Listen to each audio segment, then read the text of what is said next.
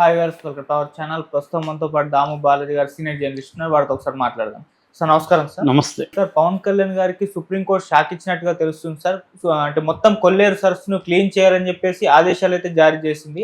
అయితే ఇది పెద్ద టాస్క్, కొల్లేరు సరస్సు క్లీన్ చేయడం అనేది. ఇప్పుడు ఇది పవన్ కళ్యాణ్ గారి శాఖలో ఉంది. సో ఇప్పుడు అది ఆయన ఏ విధంగా దీన్ని క్లీన్ చేస్తారు అని చెప్పేసి, అంటే ఏ విధంగా ఆదేశాలు జారీ చేసి క్లీన్ చేపిస్తారని చెప్పేసి మాట్లాడుకుంటున్నారు. చంద్రబాబు నాయుడు గారు కూడా దీని నుంచి కాపాడలేరు పవన్ కళ్యాణ్ అని కూడా అంటున్నారు. సార్ అసలు ఏంటి కొల్లేరు సరస్సు తీర్పు, సుప్రీంకోర్టు ఏం చెప్పింది, మరి పవన్ కళ్యాణ్ గారు ఈ పని పూర్తి చేస్తారంటారా లేదా సార్? పవన్ కళ్యాణ్కి ఇప్పుడు ఒక పెద్ద తలనొప్పి వచ్చి పడింది. అదేంటంటే సుప్రీంకోర్టు సీరియస్గా కొల్లేరు సరస్సు ఆక్రమణల మీద స్పందించింది. 2006 డైరెక్టివ్స్ అంటారు. 2006లో అప్పుడు బెంచ్ ఇచ్చిన ఆదేశాలనే అమలు చేయమని ఇప్పుడు మళ్ళీ Justice BR Gavai, Augustine George Masih and Vinod Chandran ముగ్గురుతో కూడిన ధర్మాసనం సీరియస్గా ఆదేశాలు జారీ చేసింది. ఈ రెండు శాఖలు అంటే అటవీ శాఖ, తర్వాత పర్యావరణ శాఖ, ఈ రెండు శాఖలు కూడా పవన్ కళ్యాణ్ చూస్తున్నాడు. కాబట్టి కొల్లేరు సరస్సు పరిరక్షణ కావచ్చు, ఆక్రమణల తొలగింపు కావచ్చు, పవన్ కళ్యాణ్ బాధ్యతగా మారింది. సో కానీ అదంతా ఈజీ కాదు. ఎందుకంటే అక్కడ దాదాపు కొల్లేరు చుట్టుపక్కల మొత్తం 148 గ్రామాలు, 20 లక్షల పాపులేషన్ ఉంది. అందులో 120 గ్రామాల్లో 4 లక్షల పాపులేషను ఈ కొల్లేరు సరస్సు మీద ప్రత్యక్షంగా పరోక్షంగా డిపెండ్ అయినారు. అందులో 2 లక్షల మంది మత్స్యకారులు ఉన్నారు. వీళ్ళందరూ ఇప్పుడు ఆందోళనలోకి దిగారు. మాకు ముందు మా రిహాబిలిటేషన్ చూపించకుండా, నష్టపరిహారం చెల్లించకుండా, మాకు ఆల్టర్నేటివ్ ఏమన్నా చూపించకుండా మీరు దీన్ని క్లీన్ చేయడానికి లేదు అనేది వాళ్ళు డిమాండ్ చేస్తున్నారు. ఇది పవన్ కళ్యాణ్కి ఇప్పుడు జటిలమైన సమస్యగా మారింది. ఎందుకంటే వాళ్ళందరికీ చేయాలంటే మినిమం 5,000 నుంచి 10,000 కోట్లు అవసరం. మనకు తెలుసు ఖజానాలో డబ్బు లేదనే విషయం. సో అందువల్ల దీన్ని ఎలా పవన్ కళ్యాణ్ డీల్ చేయబోతున్నాడు అనేది తలనొప్పిగా మారింది. అసలు ఈ కొల్లేరు సరస్సు చరిత్ర ఏంటి, ఎందుకు అంత కష్టమైంది, అది ఎవరు ఆక్యుపై చేశారు, ఆక్యుపై చేయడం వల్ల ఎవరికి నష్టం, కోర్టు గతంలో ఏం చెప్పింది, ప్రభుత్వాలు ఇప్పటి వరకు ఏ రకమైన చర్యలు చేపట్టాయి అనేది మనం ఒకసారి చూస్తే దాన్ని బట్టి పవన్ కళ్యాణ్ పరిస్థితి కూడా మనకు అర్థమవుతుంది.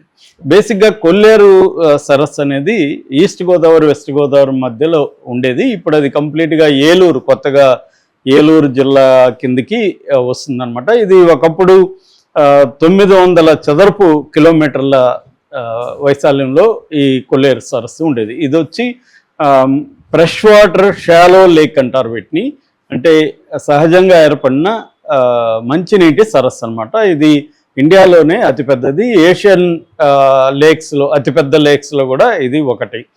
ఒకప్పుడు అంటే 20వ శతాబ్దానికి ముందు ఇది 900 చదరపు కిలోమీటర్ల వైశాల్యంలో ఉన్నది. దాని తర్వాత 1990 నాటికి అది 300 చదరపు కిలోమీటర్ల స్థాయికి పడిపోయింది. అంటే దాదాపు 600 చదరపు కిలోమీటర్లు తగ్గిపోయింది అది.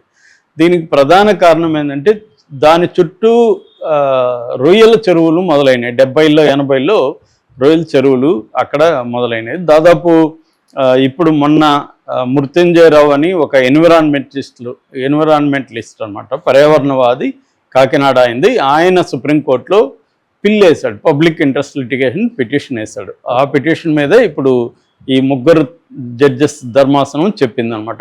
ఆయన ఏమంటున్నాడంటే దాదాపు 6,908.48 హెక్టార్ల ఆక్యుపేషన్, అంటే దాదాపు 7,000 వేసుకోవచ్చు మనం.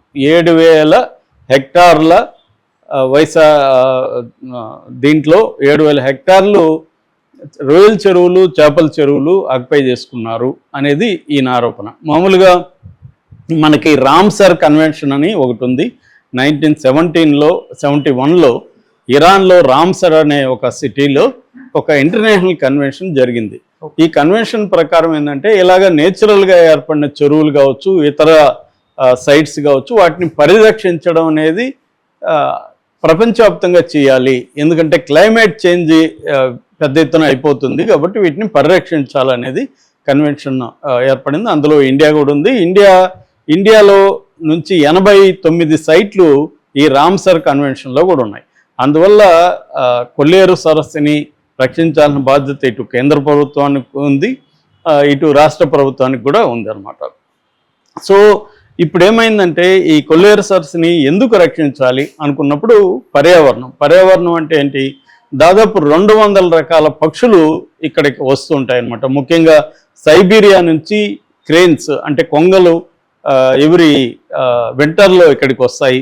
అట్లాగే ఈ 200 రకాల పెలికాన్స్, ఫ్లెమింగోస్, రకరకాల బర్డ్స్ వస్తాయి. అట్లాగే ఈ కొల్లేరులో దాదాపు 60 రకాల నేటివ్ ఫిష్ ఉండేది ఒకప్పుడు, ఇప్పుడు అది 30 రకాలకు పడిపోయింది. అవన్నీ కూడా నాశనం అయిపోయినాయి. అంటే మనకి ఒక ఎన్విరాన్మెంటల్ బ్యాలెన్స్ అంటారు. ఎన్విరాన్మెంట్లు ఫ్లోరా అండ్ ఫానా అంటే వృక్ష జాతుల్ని, ఇటు ఫానా అంటే జంతు పక్షి జాతుల్ని రక్షించుకోవాల్సిన అవసరం ఉంది.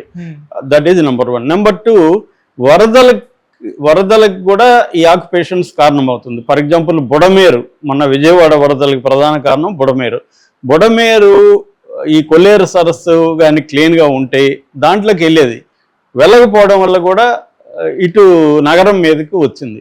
అంటే కొల్లేరు సరస్సులో దాదాపు 67 బుడమేరు కావచ్చు, ఉప్పుటేరు కావచ్చు, ఇలాంటి ఒక 67 రకాల డ్రైన్స్ వెళ్ళి కలుస్తాయి అన్నమాట కొల్లేరు రకాలు. ఇప్పుడు అవి కలవడానికి అడ్డుగా ఉన్నాయి. చేపల చెరువులు చుట్టూ వచ్చేసి అడ్డుపడిపోతున్నాయి. అందువల్ల ఇవన్నీ అక్కడికి పోకపోవడం వల్ల కూడా సిటీల మీదకి వస్తుందన్నమాట.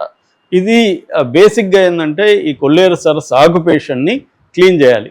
ఇది 2006లో ఇచ్చినప్పుడు మన వైఎస్ఆర్ రాజశేఖర్ రెడ్డి నాటు బాంబులతో చాలా వాటిని పేల్చేశారు. ఆ గేట్లనంతా నాటు బాంబులతో రొయ్యల చెరువులను పేల్చేసి వాళ్ళందరినీ క్లీన్ చేయించారు. అప్పట్లో చాలా వరకు క్లీన్ అయినాయి. దాదాపు 80% వరకు ఆ పీరియడ్లో క్లీన్ అయినాయి. తర్వాత మళ్ళీ చంద్రబాబు ప్రభుత్వం కావచ్చు, జగన్ ప్రభుత్వం కావచ్చు, ఎవరు కూడా దీని మీద సీరియస్గా తీసుకోలేదు. ఇప్పుడు ఈ మృత్యుంజయరాయ వెళ్ళిన తర్వాత సుప్రీంకోర్టు చాలా సీరియస్గా తీసుకునింది. ముఖ్యంగా అప్పటి సిఎస్ నీరప్రసాద్కి కూడా కంటెంప్ట్ ఆఫ్ కోర్టు కింద, అంటే 2006లో సుప్రీంకోర్టు ఇచ్చిన డైరెక్టివ్ని మీరు ఎందుకు అమలు చేయలేదు, ఇది కంటెంప్ట్ ఆఫ్ కోర్టు కిందకు వస్తుందని కూడా చెప్పిందన్నమాట. ఎందుకంటే అక్కడ దాదాపు ఇప్పుడు ఏం చెప్తున్నట్టుగా 7,000 హెక్టార్ల దీంట్లో కొన్ని వేల టన్నుల ఫిష్ తయారవుతుంది. ఫిష్ కావచ్చు, రొయ్యలు కావచ్చు.